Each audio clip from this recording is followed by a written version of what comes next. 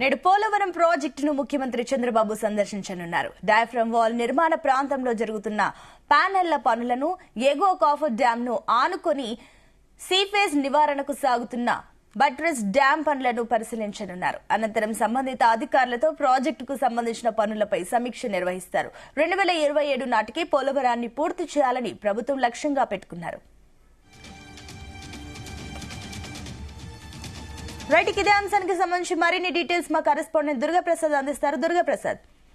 Good morning Sunitha. AP జీవనాడి అయిన పోలవరం ప్రాజెక్టుని నేడు ముఖ్యమంత్రి చంద్రబాబు పరిశీలించనున్నారు. జనవరిలో ఆయన పర్యటన తర్వాత ఫిబ్రవరిలో జరగాల్సిన పర్యటన ఎమ్మెల్సీ ఎన్నికల కోడ్ నేపథ్యంలో వాయిదా పడగా నేడు ప్రాజెక్టు గురించి ఆయన పరిశీలించబోతున్నారు.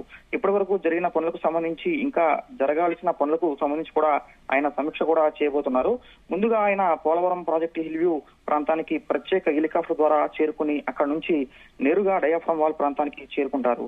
డయాఫ్రమ్ వాల్ నూతన నిర్మాణం జరుగుతుంది. అయితే పాత డయాఫ్రమ్ వాల్ దెబ్బతినడంతో ఎగువన 20 మీటర్ల దూరంలో నిర్మిస్తున్న నూతన డయాఫ్రమ్ వాల్ నిర్మాణానికి సంబంధించి ఇప్పటికే 900 కోట్లు కేంద్రం అలాగే సిడబ్ల్యూసీ అంగీకరించిన నేపథ్యంలో ఆ పనులు కూడా వేగవంతం చేసేందుకు చంద్రబాబు ఆదేశాలు ఇవ్వనున్నారు.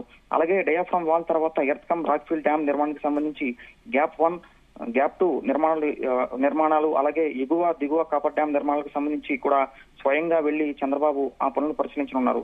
అలాగే అక్కడ నిర్మించబోతున్న పవర్ ప్లాంట్ కి సంబంధించిన ఫోటో ఎగ్జిబిషన్ కూడా తిలకించనున్నారు. ఆ తర్వాత పోలవరం ప్రాజెక్ట్ క్యాంప్ కార్యాలయంలో ఏర్పాటు చేసే సమీక్షా సమావేశంలో ఇరిగేషన్ అధికారులతో కూడా, అదేవిధంగా ఇంజనీర్లు, ప్రాజెక్టు అథారిటీ అధికారులతో పాటు జిల్లా యంత్రాంగంతో కూడా చంద్రబాబు పోలవరం ప్రాజెక్టు పనుల పురోగతిపై సమీక్ష నిర్వహించనున్నారు. అయితే నిర్వాసితులకు సంబంధించి కూడా ఇక్కడ ప్రధాన అంశంగా చెప్పుకోవచ్చు. ఎందుకంటే మళ్లీ జూన్ వస్తే పోలవరం ముప్పు గ్రామాలని కూడా పూర్తిగా మునిగిపోయే అవకాశం ఉంది కాబట్టి నిర్వాసితులకు తాజాగా 800 కోట్ల రూపాయలను R&R ప్యాకేజీ కింద నిమిత్తం ప్రభుత్వం విడుదల చేసింది. కాబట్టి ఇంకా ఎంతవరకు చేయాలి, నిర్వాసులకు సంబంధించిన పునరావాసం కాలనీలో పరిస్థితి ఏంటి అని సమీక్షలో కూడా చంద్రబాబు చర్చించనున్నారు. వీటితో పాటు పోలవరం ప్రాజెక్టుకు సంబంధించి ప్రధానంగా కేంద్రం నుంచి రావాల్సిన నిధులు కానీ, అదేవిధంగా రాబోయే కాలంలో భవిష్యత్తులో కూడా జరగాల్సిన ప్రణాళికకు సంబంధించి 2027 జూన్ నాటికల్లా ఈ పనులు దాదాపుగా పూర్తి చేయాలని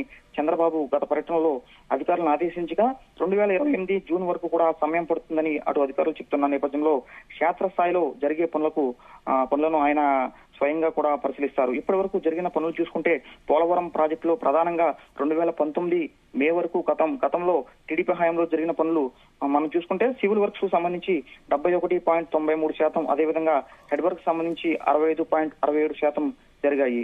అలాగే భూసేకరణ R&R కు సంబంధించి 18% పనులు మాత్రమే జరిగాయి. 2019 వరకు జరిగాయి. అయితే 2019 నుంచి 2024 పనులు చూసుకుంటే సివిల్ వర్క్స్ 75% పూర్తి చేశారు.